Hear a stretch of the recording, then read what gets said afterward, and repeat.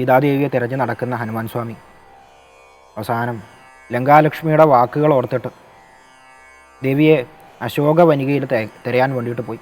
തൻ്റെ പിതാവായിട്ടുള്ള വായുദേവൻ്റെ സഹായത്തോടു കൂടിയാണ് അദ്ദേഹം പോകുന്നത്. കാരണം വളരെ മനോഹരമായിട്ടുള്ളൊരു സുഗന്ധമായിട്ട് വായുദേവൻ അദ്ദേഹത്തെ ആ ഭാഗത്തേക്ക് നയിക്കുന്നുണ്ടായിരുന്നു. അങ്ങനെ ലങ്കാലക്ഷ്മിയുടെ വാക്കും വായുദേവൻ്റെ സഹായവും കൊണ്ട് ഹനുമാൻ സ്വാമി അശോകവനികയിൽ ശിംശപാവൃക്ഷത്തിൻ്റെ താഴെ ഇരിക്കണ സീതാദേവിയെ കണ്ടു. ഭഗവാൻ ദേവിയുടെ മുന്നിൽ വരാൻ ആദ്യം ധൈര്യപ്പെട്ടില്ല. എന്താ നടക്കണതെന്ന് കാണാൻ വേണ്ടിയിട്ടിരുന്നു. ആ ശിഖരത്തിൽ സൂക്ഷ്മശരീരനായിട്ട് ഹനുമാൻ സ്വാമി ഇരിക്കുകയാണ്. ആ സമയത്താണ് ദൂരേന്ന് വലിയ പെരുമ്പറ ശബ്ദം കേൾക്കുന്നത്. ആരോ ഒരു പ്രധാനപ്പെട്ട വ്യക്തി എഴുന്നള്ളണത് മാതിരി. ഇവിടെ ദൂരേക്ക് നോക്കുമ്പോൾ കാണുകയാണ് രാവണൻ സർവാഭരണ അലങ്കാരങ്ങളും ധരിച്ചിട്ട് സുന്ദരനായിട്ട് വരിക. രാവണൻ്റെ ആ വരവ് കണ്ടിരിക്കുന്നത് തന്നെ വലിയൊരു കൗതുകമാണ്.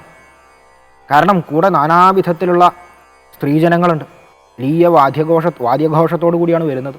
ആ വരവ്, ആ ഒരു ആരവമൊക്കെ കണ്ടിട്ട് ഹനുമാൻ സ്വാമി ഉണ്ടാണ്ടിരുന്നു. എന്താ സംഭവിക്കണമെന്ന് അറിയാലോ. ദേവിയുടെ അടുത്തെത്തിയിട്ട് രാവണൻ വളരെ വിനയാന്വിതനായിട്ട് ദേവിയോട് പറഞ്ഞു. അനുസരണ മധുരവചനങ്ങളോടുകൂടിയാണ് പറയുന്നത്. അല്ലയോ സുന്ദരി, ഈ 3 ലോകങ്ങളിലും വെച്ച് ഏറ്റവും സുന്ദരിയായിട്ടുള്ളവളെ, നിൻ്റെ ചരണങ്ങളുടെ ദാസനാണ് ഞാൻ. ആ പാതാരവിന്ദങ്ങളുടെ ദാസനാണ് ഞാൻ. എന്നെ നീ സ്വീകരിക്കുക, എന്നെ കടാക്ഷിക്കുക, രക്ഷിക്കുക നീ. വളരെ മനോഹരമായിട്ട് മധുരമായിട്ടാണ് രാവണൻ്റെ സംസാരം ഇവിടെ. എന്നിട്ട് പറഞ്ഞു, നിൻ്റെ പതിയായിട്ടുള്ള രാമൻ ഏതായാലും നിന്നെ തിരഞ്ഞിട്ട് ഇനി വരില്ല. കാരണം അവനെ ചിലർക്ക് തപ്പിക്കഴിഞ്ഞാൽ കാണാൻ പറ്റും, ചിലർക്ക് കാണാനും പറ്റില്ല. ആയുസ് മുഴുവൻ തപ്പിയാലും ചിലർക്ക് കാണാൻ പറ്റില്ല, ചിലർക്കാണെങ്കിൽ വളരെ പെട്ടെന്ന് കണ്ടുകിട്ടും. ഭഗവാന്റെ സ്വഭാവവിശേഷം അതാണ്. ബ്രഹ്മസ്വരൂപത്തെ ഒരായുസ് മുഴുവൻ തിരഞ്ഞാലും ചിലപ്പോൾ കാണാൻ പറ്റില്ല. ആ പരമാനന്ദത്തെ അനുഭവിക്കുന്നവന് മാത്രമേ ബ്രഹ്മസ്വരൂപത്തെ കാണാൻ പറ്റൂ, അറിയാൻ പറ്റൂ, അനുഭവിക്കാൻ പറ്റും. അത് അനുഭവമാണ്. ഭഗവാൻ ശ്രീരാമചന്ദ്രസ്വാമി അനുഭവമാണ് യഥാർത്ഥത്തിൽ, ബ്രഹ്മാനന്ദമാണ്. എന്നിട്ട് പറഞ്ഞു, ആ രാമന് നിൻ്റെ അടുത്ത് നിൻ്റെ എല്ലാ അലങ്കാരങ്ങളും നിൻ്റെ എല്ലാ സൗന്ദര്യവും ആസ്വദിച്ച് നിൻ്റെ തൊട്ടടുത്തിരിക്കുമ്പോഴും അവൻ എന്ത് ചെയ്യുന്നില്ല? നിന്നെ യാതൊരു ബന്ധവുമില്ല, സ്നേഹവുമില്ല. ആലോചിച്ചാൽ രാവണൻ പറയുന്നത് സത്യം. കാരണം ദേവി മായയാണ്. ആ മായയോട് ചേർന്ന് ആ മായ ഉണ്ടാക്കുന്ന സംസാരാനുഭവങ്ങളിൽ പ്രാണൻ, ആത്മാവ് ഒന്നിനോടും ബന്ധമില്ലാണ്ട് ആ സംസാരാനുഭവങ്ങളിൽ നിന്നൊക്കെ വേറിട്ട് സാക്ഷിയായിട്ടിരിക്കുന്നുണ്ട്. ഇതിനോടൊന്നും ബന്ധമില്ല. മായയുടെ വൈഭവം കൊണ്ട് നമ്മൾ ചിലപ്പോൾ വിചാരിക്കും ഇത് മായയോട് ചേർന്നിരിക്കുകയാണ്, ഒട്ടി നിൽക്കുകയാണ്. യഥാർത്ഥത്തിൽ ആത്മാവ്, പ്രാണൻ ഇതിനോടൊന്നും ഒട്ടി നിൽക്കാണ്ട് സാക്ഷിഭാവത്തിൽ നിൽക്കുക. രാവണൻ്റെ യഥാർത്ഥത്തിൽ ഈ വാക്കുകൾ ഭഗവാന്റെ സത്യം, ഭഗവാന്റെ തത്വം നമുക്ക് പറഞ്ഞു തരലാണ്. എന്നിട്ട് പറഞ്ഞു, ആ രാമന് നിന്നെയും ഒരു ശബരതരുണിയെയും ഒരേപോലെയാണ്. വളരെ സുന്ദരിയായിട്ടുള്ള ദേവി, ഒരു ശബരതരുണി, രണ്ടുപേരും ഭഗവാൻ ഒരുപോലെയാണ്. ഭഗവാൻ എന്തില്ല? ഭേദഭാവമില്ല.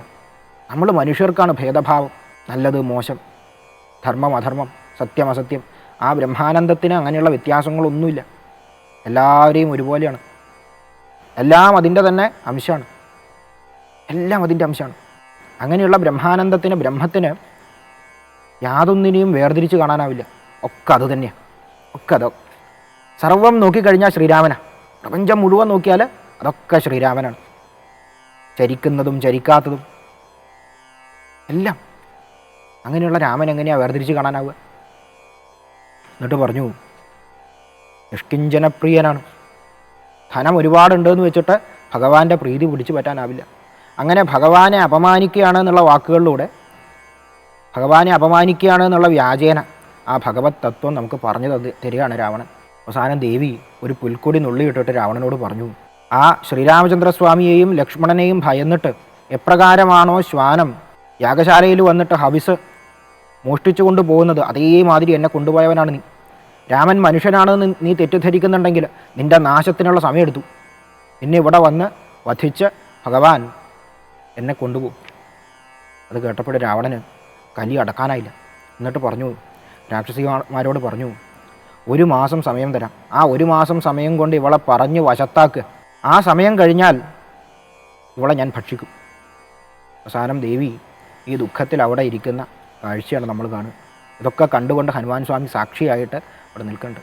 ആ ഹനുമാൻ സ്വാമിയെയും ദേവിയെയും ശ്രീരാമചന്ദ്രസ്വാമിയെയും മനസാ സ്മരിച്ചുകൊണ്ട് ആ പാതാരവിന്ദങ്ങളിൽ ഈ വാക്കുകൾ സമർപ്പിക്കാം.